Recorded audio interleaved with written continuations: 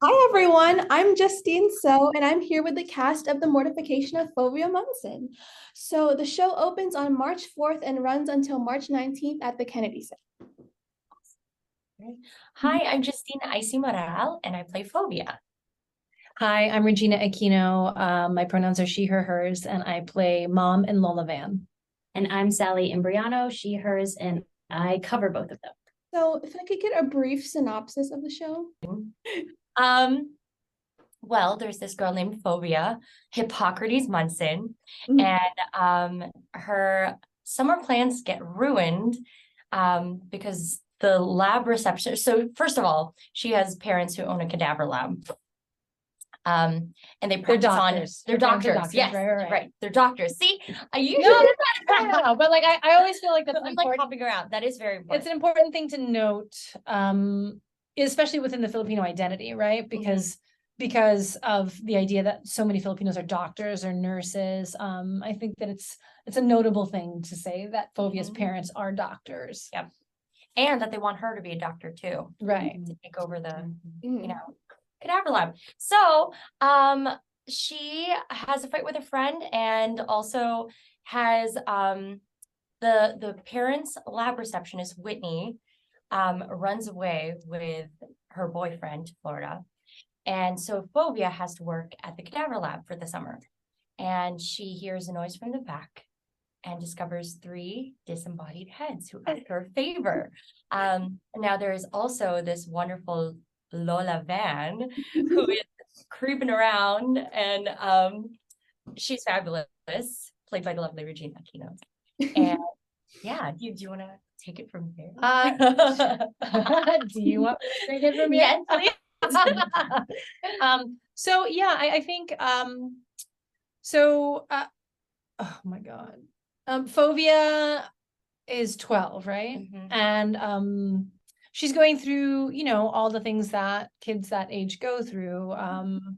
And really trying to figure out who she is. I think at that point in everyone's lives, it's a question of like, what do I want to do? Who do I want to be?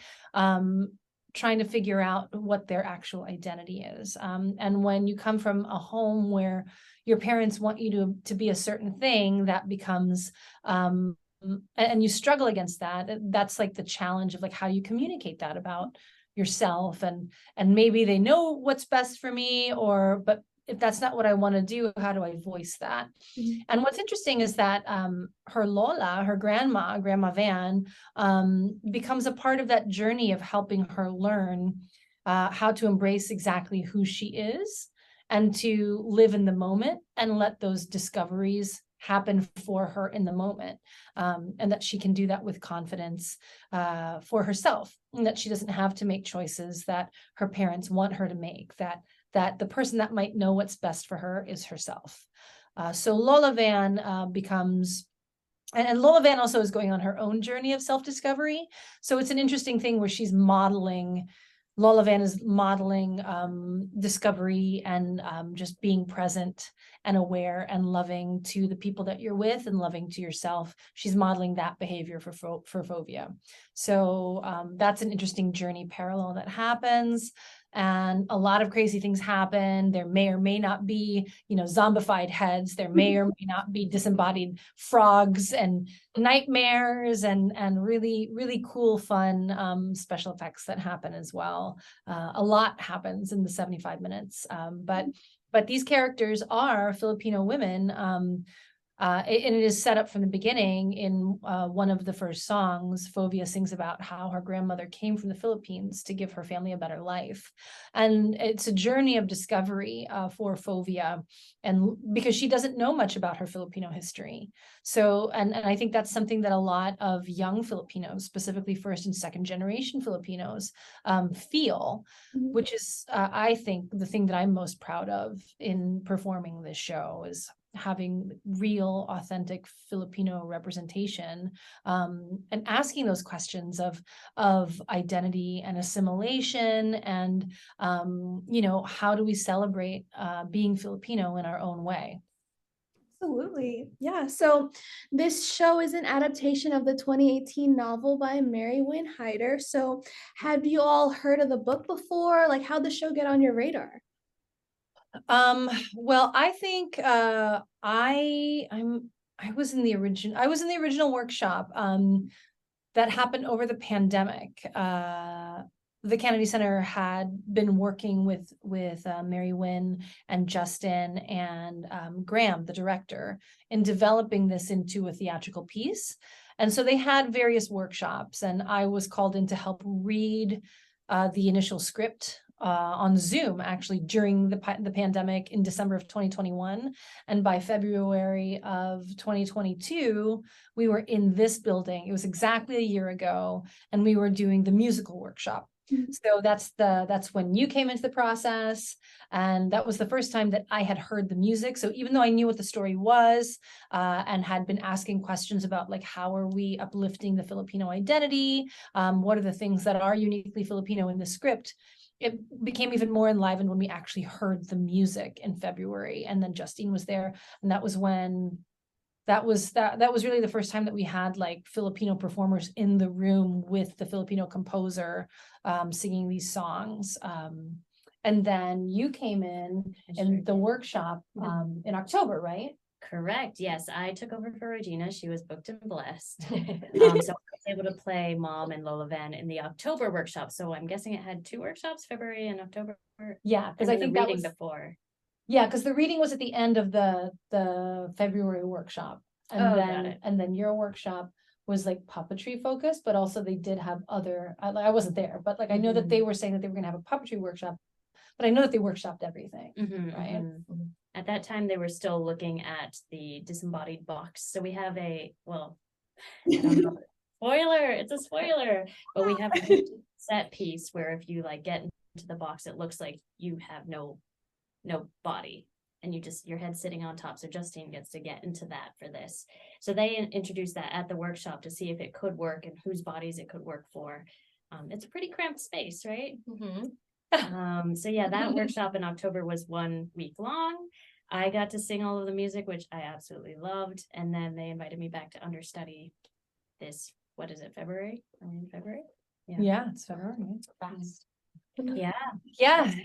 Yeah. So it's been a little over a year that the show has been in my life, like 14, 15 months. I'm just shocked at how quickly these things move, you know? Yeah, awesome. Yeah, so how have all the characters like developed from like page to stage? Like maybe you can start with Fovea. Yes.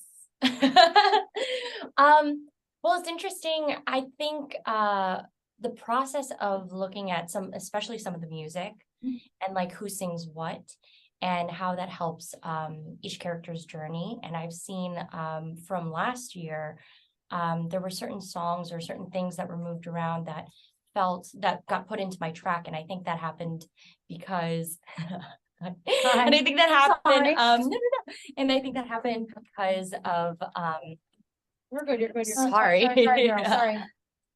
It happened to further help Fovea's journey complete itself. And I know Regina was talking about how she has this journey to find herself. And it's kind of cool that by the end of the musical, there's this like rap that her parents embarrassingly put on in the beginning of the show, and how she just ends up performing it at the end, and how she feels much more comfortable with herself, and that's reflected in the music and the lyrics as well. So, and I think that's pretty true for all the other characters too. Did you feel that with Lola Van, like how they arranged like the music? And I think you know, the first time that we read the script back in December of 2021, it was different. Like the story was, I think, a little bit closer to the book, and the subtleties of being Filipino, like they weren't as present in that original script. And I think as we have created more and more, it has become much more enlivened. Like the more they worked on the music, and then in terms of staging, like we really have a lot of Filipino elements.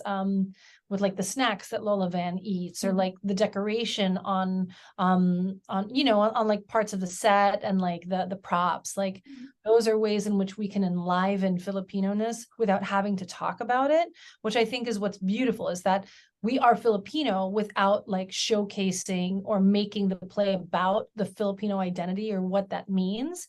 It's just accepted that that's part of who she is, and that it's up to her to engage with it the way that she wants to. So the idea of Filipino-ness for Lola Van is very present in everything that she does and what she has with her all the time. And what we see with Mom is not at all. Like, we don't see any of that present in her character at all. So like that, those are the things that I think you don't really get to see when you're reading a script, that become enlivened because of the medium of theater. I think as well, something we discovered in the last week or so is the way of making mono, and how we just twined that, I guess, into the script, and how at the end Fovea elects to do it rather than like being forced to do it by her grandma, which is really nice. I love that. That's so relatable. Yeah. So relatable. Yeah. Oh, amazing. Okay. Just one last question for you all, but what do you hope audiences will leave with? Like, what do you hope they take away from the show?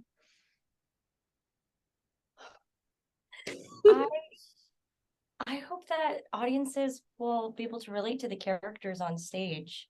And, you know, one thing I think that Regina, Sally, and I felt with this is that we don't get to play Filipinos on stage very often. And this is a piece that allows us to do that. And preparing for this, I thought was really interesting, because I was like, I just have to be myself, which is amazing. Like prepping, like even like appearance wise, I was like, oh, I don't have to worry if like, you know, putting on certain makeups in a certain way. I'm just like, oh, I'm just putting mascara just because, you know, but I felt like I could be myself and feel confident in like, this is who I am. And also like the parallels that in my life, in discovering my culture or like learning about it as I was growing up, and infusing that into this show, I think was very powerful. And so I hope Filipinos can come see the show and feel represented on stage. And even if you're not Filipino, I hope you like learn about like just accepting who you are, and like it's okay, like whatever culture you come from, the idea of being enough of, oh, am I enough Filipino or am I enough American? Like, you know, that journey of trying to figure out what the balance is. It's about what you feel is comfortable, right? Like, and learning where you come from and seeing how that affects your life. Absolutely.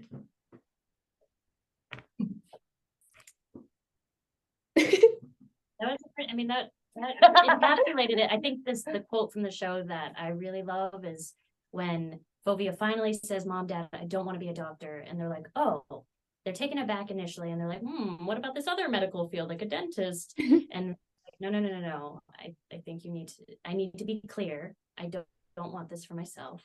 And Mom's words are so beautiful. She says, "Fovea, it doesn't matter what you choose to be as long as you are who you are." And it's so beautiful because it has that nuance of, yes, my grandma came from the Philippines. Yes, I was born in America. Yes, I still have these traditions that I want to learn more about. And I see Grandma Van doing, but it's not explained to me. So she starts doing a club with Grandma Van to learn about those traditions and about the islands. Oh, that's amazing. No, it's great. When we first did this workshop back in February, every time I would get up to that song, I would just cry, like,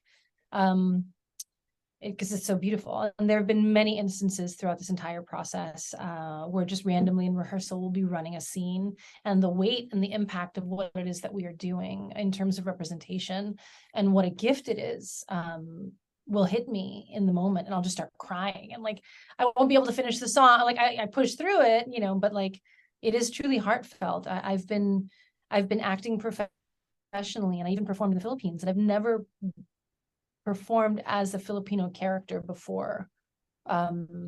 So this is This is a first for me. It's certainly a first for the Kennedy Center to produce a Filipino-centered show, whether it's for children or not. Like, I'm sure there have been many Filipinos who have performed in this building, or a lot of touring productions that may have come from the Philippines, but the Kennedy Center commissioned these artists and commissioned and asked and hired us to portray these characters.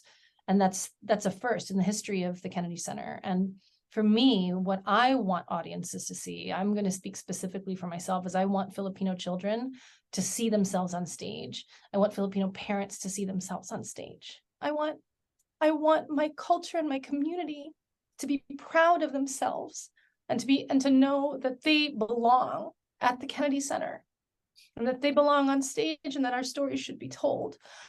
Because I didn't have that when I was growing up, and I didn't believe that I could ever perform here. And I've been working here since 2009. So it is absolutely possible. And I want every Filipino child to think, anytime that they see Filipino performers on stage or on screen or in a book, that they can be anything that they want to be, and to never limit themselves. So that's what I want. Thank you so I mean, much. for all children too, but like specifically, I'm rooting, you know how like Issa Rae is like, I'm rooting for everyone Black.